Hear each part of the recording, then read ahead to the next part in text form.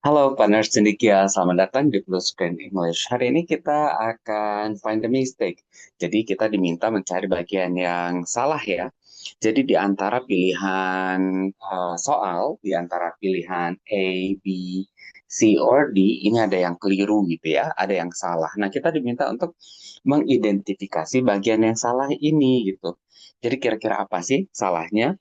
Saya seringkali bilang ke teman-teman bagian pertama yang sering saya lakukan adalah membaca opsinya, yaitu membaca pilihan A, B, C, or D-nya itu. Kemudian artinya kan yang di garis bawah ini ada yang salah. Kira-kira mana yang salah? Apakah yang Alpha, Bravo gitu kan, Charlie atau Delta? Itu yang akan ditelaah bakal salah gitu. Nah, coba dekatkan dia dengan agreement tertentu gitu. Contohnya deh, kan yang di garis bawah akan salah, berarti yang tidak di garis bawah pasti benar dong. Nah, kalau gitu, is di sini predikat dong kalau gitu. Kalau is predikat kan dia harusnya untuk yang subject singular. Apakah kemudian ini subjeknya sudah benar singular atau malah tidak, misalnya gitu kan. Jadi teman-teman boleh cross check dulu gitu. Di sini subjeknya adalah the Epstein files. The Epstein files jamak dong. Kalau jamak ya nggak pakai is harusnya kan. Harusnya kita perbaiki dia dengan kata are. Nah, kalau seandainya nanti, oh ternyata is sudah benar. Anggaplah misalnya di Epstein file tanpa s ya. Bukan di Epstein files misalnya. Berarti isnya udah benar dong. Coba telaah option B-nya.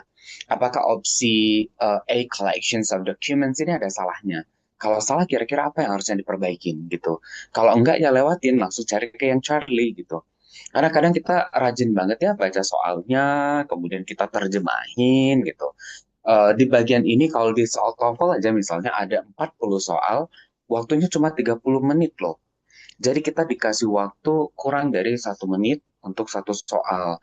Repot kan kalau kita harus baca, apalagi harus terjemahin. Karena memang dia seringkali jebakannya tuh berkenaan dengan kesesuaian antar kelompok kata dalam kalimat ini. Soal nomor 2 misalnya, ada kata if di depan, had applied, had-nya berarti betul dong. Kalau nggak di garis bawah kan betul. Diikutin verb ketiga tuh. Berarti dia past perfect kan itu. Nah, kalau dia sudah past perfect begini, teman-teman, diingat-ingat tuh kalau if di depan, umumnya bentuk kalimatnya kita kenal dengan istilah conditional sentence kan. Nah, kalau dia sudah conditional sentence, kita tinggal telaah ini tipe berapa, kesesuaiannya gimana gitu. Kalau dia pakai past perfect, itu berarti tipe 3. Kalau dia udah berupa conditional sentence tipe 3, temen setelah if, past perfect, itu harusnya berikutnya adalah past future perfect. Nah, di sini ada would, not, named. Model itu nggak pernah akan diikutin bentuk.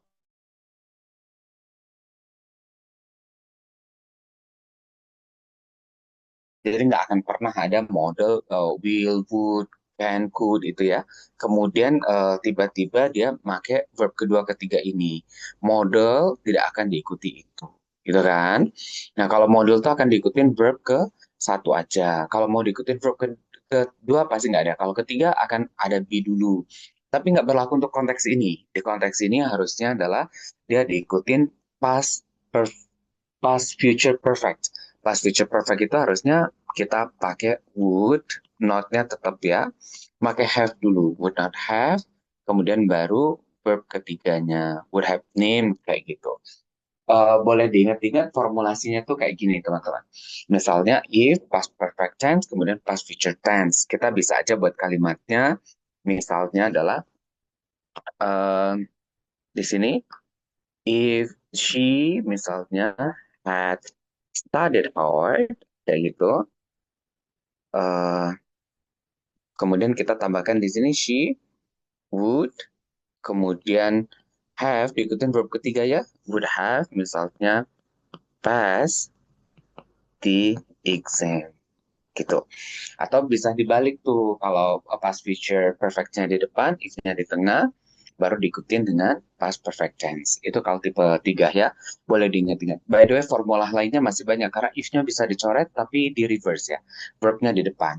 Jadi kalau if-nya dicoret tuh bisa jadi had-nya di depan gitu ya teman-teman ya. Had she gitu, had she studied hard, dan seterusnya masih sama. Jadi she would have pass the exam kayak gitu. Ini juga betul. Dari pengertiannya sama aja. Andaikan dia dulunya udah giat belajar, dia pasti lulus tuh ujian itu. Artinya kan dia nggak lulus ya, karena dia tidak giat belajar. Baik ya. Soal nomor 3. Ada kata the harder. Kan harusnya harder itu diikutin dengan konektor atau conjunction than. Di soal ini kan nggak ada. Jadi yang namanya degree of comparison itu ada 4 bentuk, teman-teman. Ada positive degree. Positive degree itu dia yang menyatakan sama, misalnya sama tingginya, sama cantiknya gitu. Kemudian ada comparative degree. Kalau comparative degree itu yang nyatakan lebih dari itu. Lebih cantik, lebih kaya gitu. Nah, biasanya kan dia pakai than tuh. Kemudian ada yang superlative degree ya. Kalau yang superlatif ini dia jadi paling paling kaya, paling tinggi gitu. Nah, yang keempat yang kadang-kadang kita miss mempelajarinya itu ada yang kita sebut dengan the comparative.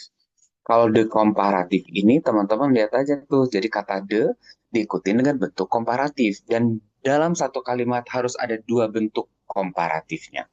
Nah, di sini sudah ada kata the harder, berarti the komparatif tuh. Nah, dia nggak mungkin diikutin the superlatif, karena the komparatif itu ada 2 bentuk komparatif. Ingat ya, 2 bentuk komparatif dalam satu kalimat gitu. Jadi yang tepat harusnya adalah the more di sini. Itu yang paling sering kita kasih contoh misalnya kan the sooner the better, itu umum banget kan. The sooner the better, lebih cepat maka lebih baik gitu. Nah, ini bentuk the comparative by the way. Atau contoh yang lainnya misalnya uh, the more kayak gini ya, the more friend uh, that I have gitu. Nah, di sini kita bisa bilang the happier I will be. Boleh. Jadi makin banyak teman yang saya punya, makin bahagia sayanya. Jadi the komparatif dengan the komparatif juga. Nggak boleh misalnya kemudian tiba-tiba jadi the happiest. Kok jadi happiest? Kan superlatif ya. Nggak boleh. Karena the komparatif akan diikuti dengan bentuk yang the komparatif juga. Baik. Untuk soal nomor 4, kalau kita lihat di sini, ini pernah kita pelajari di materi apa bedanya like, alike, unlike, dan dislike. Nah, itu teman-teman lihat di situ ya. Ini kan subjeknya si Derry nih. Kemudian di sini is like eating sate lilit. Is like eating sate lilit ini kalau to be, ingat ya, diikutin dengan like, itu artinya jadi bukan suka loh. Artinya jadi seperti itu. Masa jadinya uh, Derry, adik saya yang paling bungsu, seperti makan sate lilit, bukan seperti dong, suka makan harusnya. Tidak bukan is like ya, tapi kita ganti dengan likes, tapi bentuknya yang ketambahan s karena dia singular. Jadi dari my youngest brother likes eating sate lilit. Karena kalimatnya kan suka makan sate lilit karena gitu sangat kaya rempah otentik Bali itu ya gitu. Jadi dia materinya tuh yang like, ingat, like bisa berarti suka kalau dia menjadi kata kerja. Seperti yang ini tadi kan kata kerja. Tapi kalau dia diikutin to be, baru diikutin like, nah itu dia jadi adjective tuh. Dia artinya jadi seperti atau mirip. Jadi tidak mungkin mirip makan bakso kan, atau mirip makan sate lilit gitu. Jadi harusnya suka. Baik ya. Untuk soal berikutnya, ini masih materi agreement by the way teman-teman. Kalau teman-teman lihat a school of fish. A school of fish itu collective noun. Kalau collective noun itu selalu dianggap tunggal. Jadi sekelompok ikan gitu. Kalau dia subjek yang bentuknya singular, maka verbnya kan harusnya ketambahan s, es, atau kita ganti ies gitu. Peraturannya gitu kan. Jadi kalau swim harusnya salah dong. Karena swim untuk yang verb yang jamak. Jadi harusnya swims gitu. Nah, kadang-kadang yang ngabisin waktu balik lagi. Kita rajin banget baca semuanya sampai belakang. Itu ya. Saya berharap teman-teman bisa menelaah bagian mana yang kemudian harus disesuaikan. Apakah predikat dengan subjeknya dan seterusnya. Semoga berkenan untuk follow akun media sosial kita yang lain dari Blue Screen English maupun dari Gamada Learning Center. Demikian pelajaran kita hari ini. Semoga bermanfaat. Sukses with you all the way. Bye-bye.